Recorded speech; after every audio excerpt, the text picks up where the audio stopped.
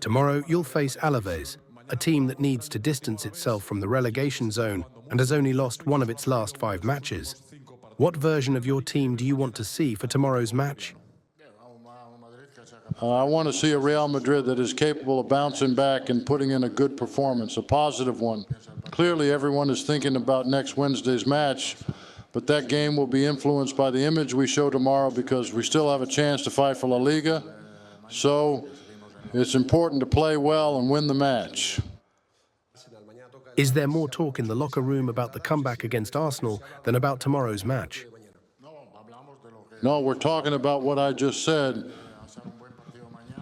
about tomorrow's match and trying to win it. We want to show a better version of ourselves and give our all. It's essential for us to recover that good feeling on the pitch. We know you've met with President Florentino Perez and the club's board. Is the board's and the president's confidence in you still intact? When do you think we'll know whether you'll continue at the club next season? Well, I think that's a question I don't need to answer. The contract is quite clear. I still have 1 more year left with the club. As always, we'll talk about the future when the season ends.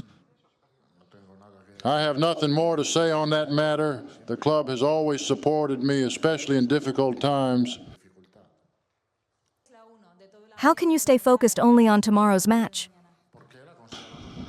As I said before, we see tomorrow's match as a great opportunity to play well and win again after a difficult week. We're facing a team that plays well and is fighting to avoid relegation, so it'll be a tough match. But I believe my team is prepared and aware of how important tomorrow's match is. Statistics about Real Madrid players show that they run less than their opponents, and it's said this has upset the club's board. What do you think about this? Well, the statistics are very clear. They show that we've run less than our opponents.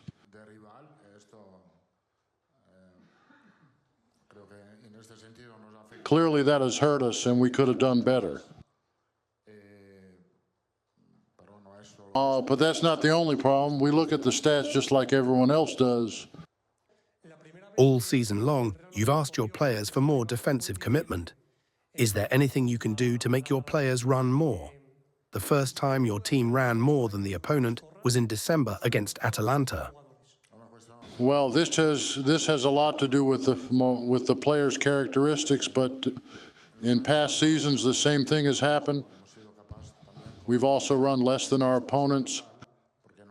The stats often focus on total distance covered during the match, but they don't say much about sprint distance, which is very important. So in previous seasons it was the same. We always ran less overall, but that's because of the way our players are. But despite these numbers, we've won 2 Champions League titles. So the stat about running less has many aspects to consider. The truth is, against Arsenal, we did much less in many technical aspects. Sprint distance, acceleration, total distance covered, number of efforts, etc. So yes, they worked harder than we did. Will Dani Ceballos travel with the team tomorrow for the match? Dani Ceballos will be available for tomorrow. He will obviously also be available for Wednesday's match.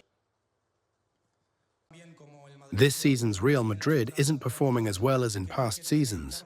What footballing arguments do you have to believe the team can come back against Arsenal? We have the resources to try and do it again. To what do you attribute the notable drop in goals scored by Vinicius and Rodrigo this season, especially Rodrigo? I think it's hard to explain. I believe in recent weeks there has been a general dip in performance, not just in goal scoring efficiency. Honestly, I think we've conceded a lot of goals lately, and that's where we need to put a stop, because defensive solidity is very important, especially when our forwards aren't being as effective as they usually are. Of all the teams playing in the Champions League this upcoming week, Real Madrid is the only one playing on Sunday. All the others play a day earlier. What do you think about that? It's something we don't understand, but that's how things are. The whole season has been like this, and it's hard to make sense of.